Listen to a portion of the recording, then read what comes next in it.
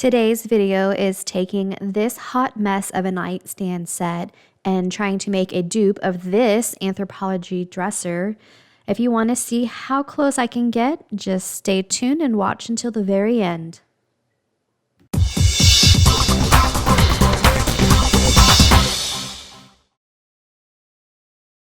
Hey everyone, welcome back to the channel. This is a pair of nightstands I found off Facebook Marketplace. I drove all the way out to Stillwater, Oklahoma to get them. It was only $30 for this set, but you can see that they're pretty rough shape, but we're gonna give them a high-end look.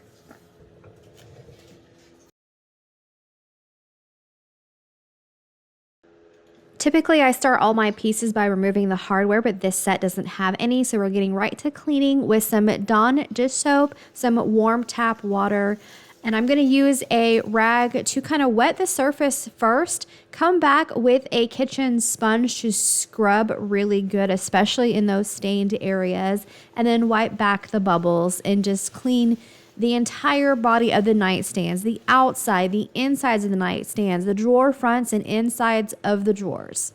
Once they are thoroughly cleaned and scrubbed, I will come back with some warm tap water to give them a good rinse and then let the surface air dry.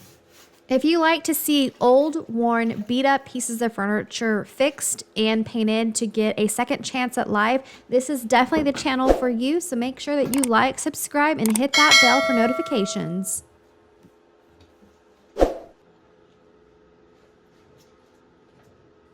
To help achieve the high-end look, I ordered some new handles for this set. Now, I need to fill in the handle holes. That would be a lot of wood filler, so I'm using some scrap wood here from my workshop. I just measure the size of the hole, cut it, glue it down, and then let that glue dry.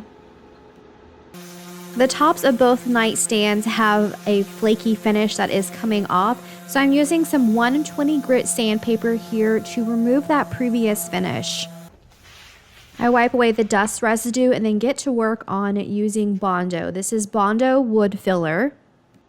This is a 2-part wood epoxy mixture and it dries pretty quickly, so you want to work in sections. And I just get some of the Bondo onto my plate. In a tube is the red hardener, so you want to just squeeze a little bit on there. The more red you add, the quicker this dries up on you. Mix it together thoroughly, and then I use a putty knife to add or wipe in the Bondo in the areas that I want. So I'm going to finish filling in the previous handle hole so we can get a nice flush surface after it is sanded. And then also I'm going to Bondo the areas where I expose particle board on the body of the nightstand. When the Bondo was dry, I grabbed some 220 grit sandpaper, sanded the surface flush, and then also sanding the entire bodies of the nightstands and their drawers. The nightstand tops were still pretty gross and there was some particle board exposed areas, so I grabbed my shellac to add a blocking barrier between any water-based products that I'm going to use so the particle board won't bubble up, and also block in those gross looking areas to make sure nothing bleeds through to my paint job. I want to add some new classy legs to this set to give it that high-end look. So I'm measuring how deep the nightstands are, and then I measure, basically this is the base that the legs screw into. I don't have a piece of wood that is the correct size, so I use some scrap wood. I cut out little squares to attach the legs to.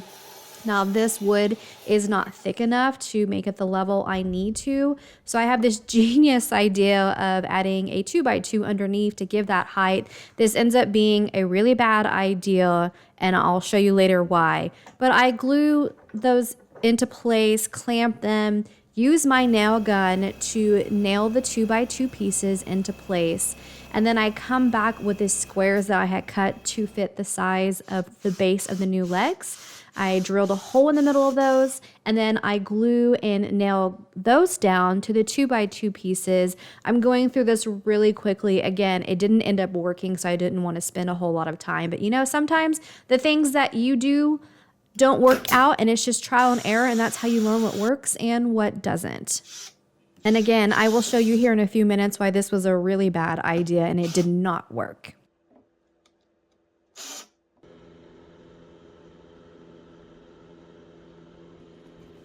The nightstands are an oak veneer, which is a very grainy wood.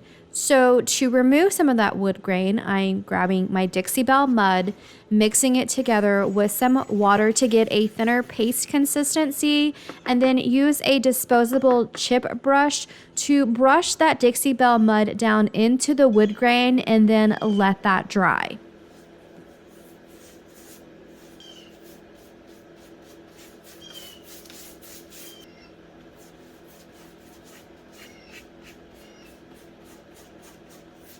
It was a little chilly in my garage, so it did take a couple hours for the Dixie Belle mud mixture to dry, but I'm glad I did this step, but you can see some oil leaking through still, so we're gonna have to take some extra steps to fix this.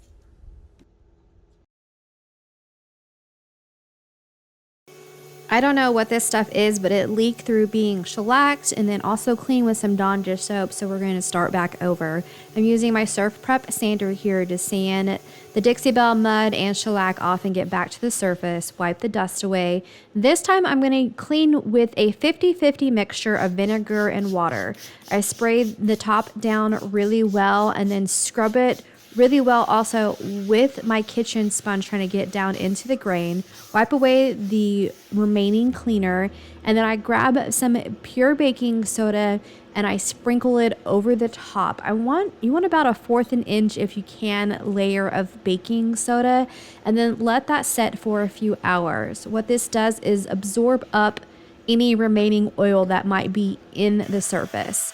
And then I just come back with a vacuum and vacuum up all that baking soda. After that, I grabbed my shellac again, and this time I did more coats. I did 3 coats of shellac. So I apply a thin layer, let it dry for an hour, apply a second layer, let it dry for an hour, and then apply a third final layer of shellac, and then let that set all overnight.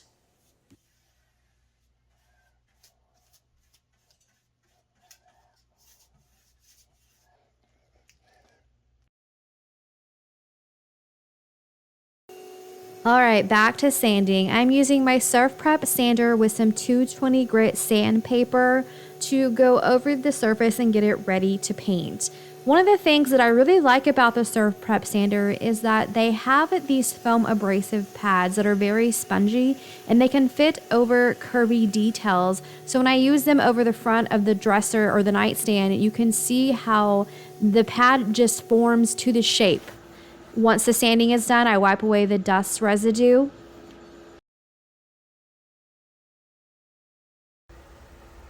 For primer, I'm using Rust-Oleum's primer in gray. I just add a thin layer of primer on the nightstands and the drawer fronts.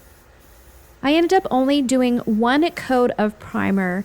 Typically, I would do probably 2 in this case, but I did 3 layers of shellac on the drawer fronts and the nightstand tops, so I only used 1 coat of primer this time.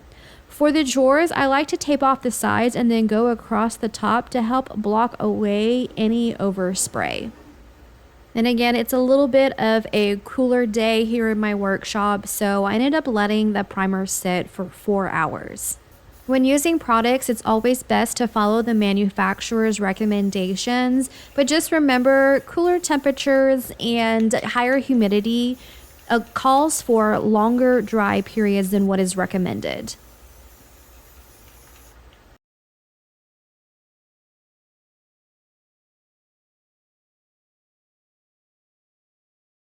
Once the primer was dry, I lightly sanded with a 220 grit sanding sponge and then wiped away the dust residue.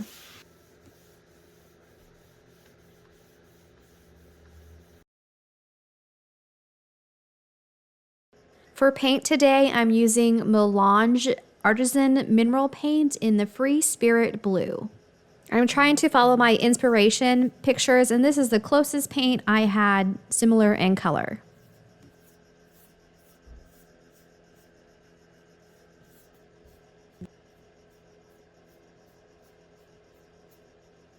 Melange paint goes on super smooth and is self-leveling. I add the first layer of coat, let that dry for 2 hours, lightly sand with some 800 grit sanding sponge in between, wipe away the dust residue, apply a second coat, and again, let that dry for a couple hours.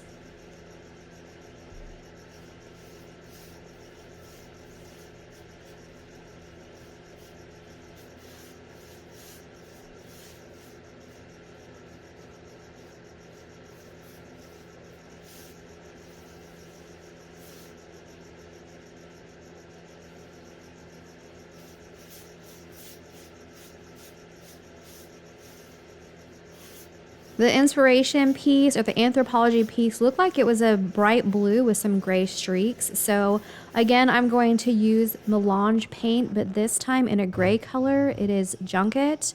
And I'm going to dry brush. That's the method I'm going to use to get these gray streaks. To dry brush, you just dip your brush, get some of the paint on the bristles, and then dab it off on an absorbent cloth, and then just lightly drag your bristles across to get the streaks. Hopefully, I'm hoping that this matches and kind of looks the same as an Anthropologie dresser. Now, I did realize at some point it was hard to make the lines go perfectly straight for the side to side painting motion. So I ended up turning the drawers and went up and down, and that was much easier to get straight lines. And I just continued with that process, going with the grain over the entire nightstand sets.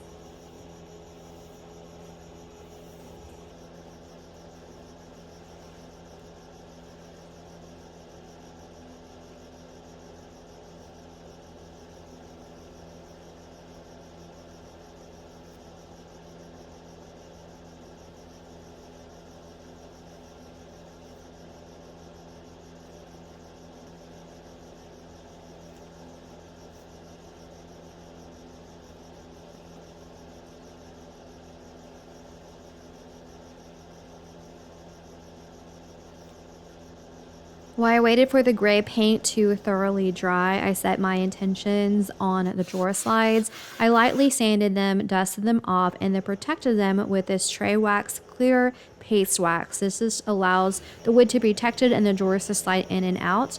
And then I measured and marked the center of the drawers and drilled the holes for the new hardware that I bought.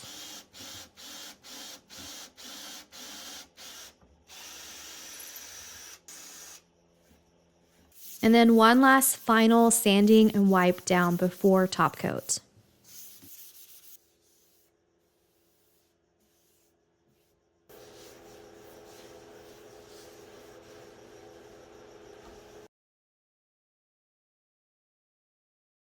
In the photograph, the Anthropologie dresser looks like it has a high gloss finish. This Fusion Tough Coat in gloss is what I have in stock. So I wrapped my top coat sponge in a piece of pantyhose, lightly mist it, and then I'm using thin layers here. I work in sections. You can see I just kind of swipe the top coat on, however, and then I go back with long swipes going with the grain, and I just repeat that process. I put on the first coat, let that dry for 2 hours. Second coat, let that dry for a couple hours, and then I did a third final coat.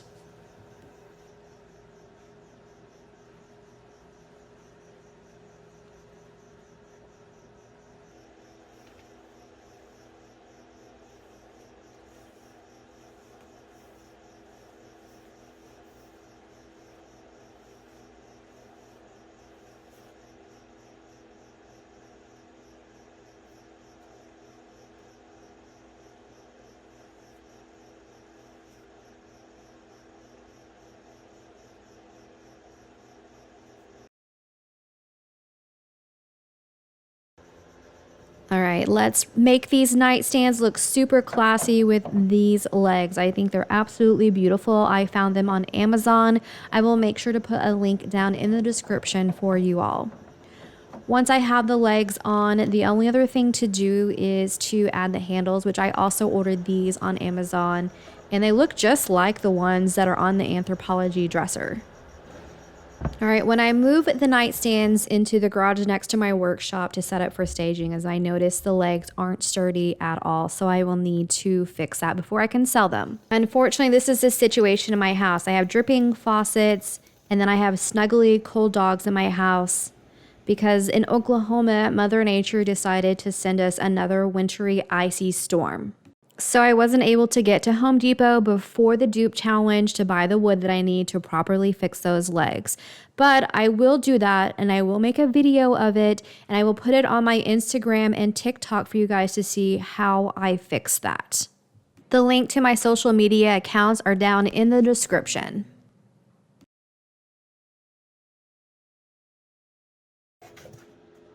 Here is a quick reminder of our before and our after.